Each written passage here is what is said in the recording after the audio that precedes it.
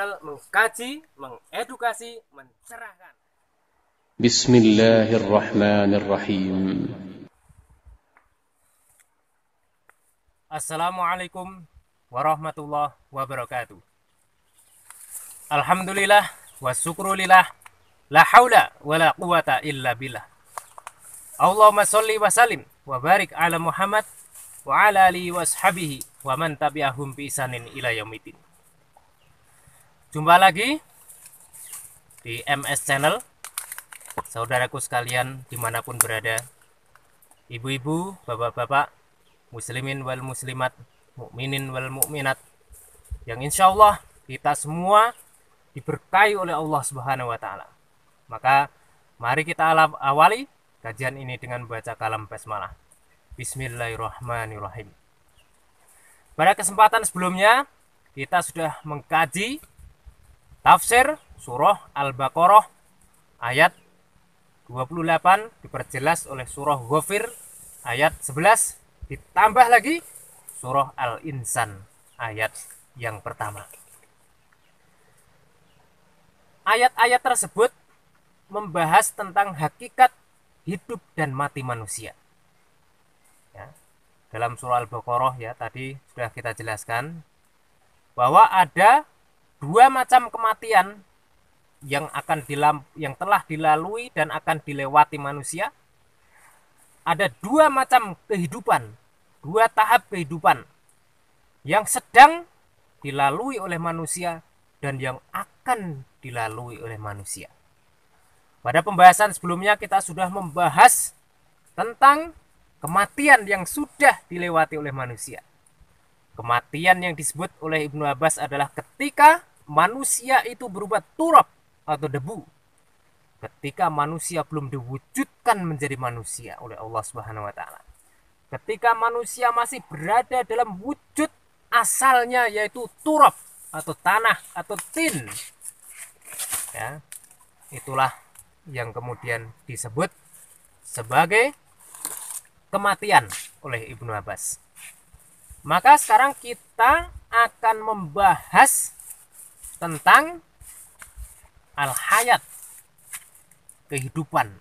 Ya, kita akan membahas tentang kehidupan yang pertama atau al-hayat, sebagaimana yang disebutkan dalam penjelasan Ibnu Abbas tadi, bahwa asal muasalnya manusia adalah turab. Ya, fa'ahyakum fakholakakum, itulah yang akan kita bahas sekarang. Lalu Allah menghidupkan kalian dan menciptakan kalian. Apa yang dimaksud? Yang dimaksud oleh Allah Subhanahu wa Ta'ala ya, sebagai kehidupan manusia itu kapan dimulainya? Kapan kita mulai hidup ini, kapan? Jadi yang dimaksud kehidupan yang pertama-tama kali dialami oleh umat manusia, dialami oleh kita semua adalah ketika Adam diciptakan dari tanah kering seperti tembikar. Lalu Allah tiupkan ruh kepada Adam, hiduplah Adam. Maka itulah kehidupan pertama-tama yang dilalui oleh Adam alaihissalam. Kemudian kalau kita bagaimana? Kalau kita mulai kapan? Kita semenjak ya kita berada di dalam rahim ibu kita umur 120 hari, lalu Allah tiupkan ruh ke dalam janin yang berumur 120 hari, lalu Allah buat perjanjian dengan kita manusia ya. Jadi Allah berfirman di dalam firman-Nya dalam Al-Quran, ketika Allah membuat perjanjian dengan manusia pada awal kehidupan manusia, Allah katakan, alastu birabbikum, bukankah aku ini adalah Tuhan? Kemudian manusia menjawab, qalu bala syahidna. Mereka, ruh-ruh yang ditiupkan ke dalam jasad yang baru yang diciptakan, ruh-ruh yang ditiupkan ke dalam janin di dalam rahim ibu kita itu mengatakan, qalu bala syahidna. Benar wahai Tuhan kami bersaksi. Jadi Begitu ruh ditiupkan ke dalam janin, itulah awal kehidupan kita. Allah langsung membaiat kita. Untuk apa? Untuk mengakui Allah sebagai Tuhan kita. Untuk mengakui Dia yang Maha Agung, yang Maha Perkasa sebagai Rob kita. Dan kita pun sudah mengakuinya. Kita sudah bersaksi, kita sudah bersyahadat. Nah, jadi begitu kita lahir ke dalam dunia yang fana ini, maka kita berada dalam keadaan fitrah.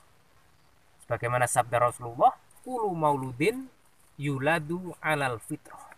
Setiap bayi yang dilahirkan yuladu alal fitrah, dilahirkan dalam keadaan fitrah, dalam keadaan suci, dalam keadaan muslim, di dalam keadaan mukmin. Fa'abawaihi, lalu kedua orang tuanya lah yumajisani, yang menjadikan dia sebagai majusi, wahidani, yang menjadikan dia sebagai Yahudi, wa yunassirani, yang menjadikan dia sebagai orang Nasoro. Jadi begitu lahir ke dunia ini, kita dalam keadaan fitrah muslim, ya. Lalu orang tuanya lah yang menjadikan dia itu Yahudi, Nasrani, atau Majusi. Nah, itulah hakikat dari kehidupan yang pertama yang kita lalui. Jadi alhamdulillah saudaraku sekalian, ibu-ibu, bapak dimanapun berada, kita diberi anugerah oleh Allah Subhanahu wa Ta'ala berupa kehidupan, ya. Ditiupkan ruh ke dalam jasad kita diciptakan dalam anugerah tubuh yang seimbang, tubuh yang lengkap, ya. Kita hidup bernyawa, kita diberikan akal, diberikan hati, ya. Kita diberikan penglihatan, kita diberikan pendengaran, ya. Semua yang Allah anugerahkan ini adalah nikmat Allah yang luar biasa, yang Allah berikan kepada kita untuk sebagai bekal kita dalam mengarungi kehidupan kita di muka bumi. Nah, dari pembahasan kita yang pertama tadi, ya, kita disebut hidup adalah ketika Allah tiupkan ruh ke dalam jasad kita, ketika kita berada dalam rahim ibu kita umur 120 hari, lalu Allah jadikan kita hidup. Allah berikan pendengaran, penglihatan, akal, dan hati. Lalu dengan bekal itu kita sekarang hidup di dunia ini. Jadi fitrah yang sudah dibawa oleh manusia dalam kehidupan ini, ya, oleh Allah dibimbing, ya, melalui nabi dan rasul, melalui lisan para nabi, dan kita, wabil khusus pada kita umat Muhammad ini, Allah bimbing kita dengan Al-Quran dan As-Sunnah. Jadi fitrah yang sudah ada dalam hati kita, fitrah cenderung kepada kebenaran, fitrah cenderung kepada Allah yang Maha Esa, itu oleh Allah masih dikuatkan dengan apa? Dengan Quran dan Sunnah, melalui lisan Rasulullah Muhammad Sallallahu Alaihi Wasallam. Ini adalah wujud kasih sayang Allah yang luar biasa besar kepada kita, ketika Allah telah memberikan kepada kita kehidupan. Kemudian pertanyaan yang seringkali muncul, buat apa kita hidup ini? Untuk apa kita hidup? Apa tujuan hidup kita? Mengapa Allah hidupkan kita dunia ini? Ya. Jadi kita diciptakan oleh Allah ini, ya, wa ma khalaqtul jinna wal insa illa liya'budun, dan tidaklah aku ciptakan jin dan manusia kecuali untuk menyembahku, beribadah kepadaku. Jadi tujuan kita hidup di dunia ini supaya kita beribadah kepada Allah, supaya kita menyembah Allah Subhanahu wa Ta'ala. Itu tujuan hidup kita. Kemudian Allah jadikan mati dan hidup, kematian yang sudah kita lewati sebelum kita hidup, kehidupan yang pertama yaitu kehidupan yang sedang kita jalani saat ini, itu adalah cobaan. Jadi dalam hal ini Allah menyampaikan dalam surah Al-Mulk ayat kedua, Alladzi khalaqal mauta wal hayata liyabluwakum ayyukum ahsanu amala. Dia Allah yang telah menjadikan mati dan hidup, liyabluwakum, untuk menguji kalian, ayyukum, mana-mana di antara kalian, ahsanu amala, yang paling baik amalnya. Jadi Allah jadikan mati kita, hidup kita ini adalah ujian.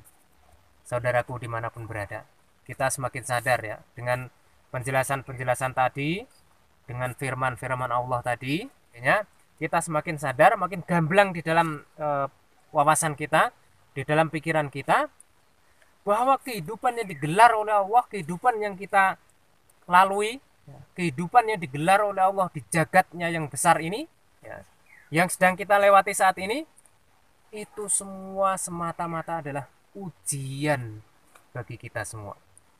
Jadi kita diberi hidup ini adalah diuji. Diuji ini kita bukan tanpa alasan, bukan tanpa tujuan.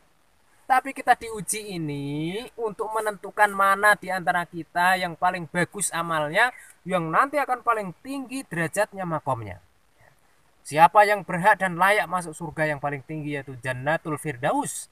Siapa yang nanti berhak masuk surga dan siapa nanti yang akan tergelincir ke dalam api neraka. Itu adalah ujian. Jadi Allah gelar hidup kita ini adalah untuk menguji kita. Maka dengan kita sadar bahwa kehidupan ini adalah ujian, maka kemudian kita akan menyikapi apapun yang terjadi pada kita ini dengan sikap yang baik. Akan mempersepsikan apapun yang terjadi di dalam hidup kita ini dengan persepsi yang baik. Ya, kita senantiasa husnudzon kepada Allah. Dan kita tidak akan kufur kepada Allah karena kita sadar bahwa kita hidup ini diuji, sehingga tidak akan sempat lagi kita kufur kepada Allah. Kita tidak akan lagi suudzon pada Allah, ya. Karena semuanya adalah ujian. Misalnya ya, ada orang yang kaya, ya, ada orang yang kaya. Orang yang kaya ini sadar bahwa kekayaannya, hartanya, kekuasaannya adalah ujian, maka dia akan pergunakan hartanya adalah untuk berbuat baik. Dia akan gunakan kekuasaannya untuk berbuat baik. Dia berkuasa untuk mengayomi yang dikuasai, bukan menaklukkan, bukan menindas yang dikuasai. Jadi seorang penguasa yang sadar bahwa kekuasaannya itu adalah ujian, maka dia akan gunakan kekuasaannya itu untuk kebaikan. Gunakan kekayaannya untuk kebaikan. Maka jadilah dia orang bersyukur.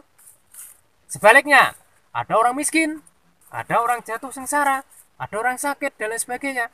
Mereka sadar bahwa kemiskinannya, sakitnya, dan semua itu adalah ujian dari Allah, maka mereka akan bersabar dan tetap husnudzon kepada Allah, tidak menggerutu kepada Allah, tidak banyak mengeluh dan lain sebagainya. Karena dia ngerti, karena dia sabar, ini ujian. Kalau saya sabar, maka jatuhnya baik.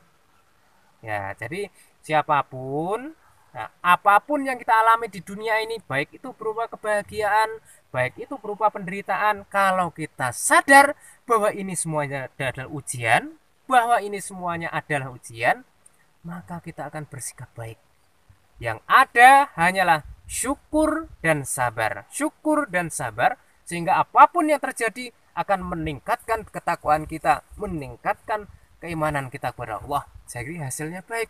Yang miskin masuk surga, yang kaya masuk surga, penguasa masuk surga, rakyat masuk surga, guru masuk surga, semuanya akan masuk surga. Karena semuanya sadar itu yang terjadi dalam kehidupannya ini semuanya adalah ujian. Nah, ini saudaraku semua.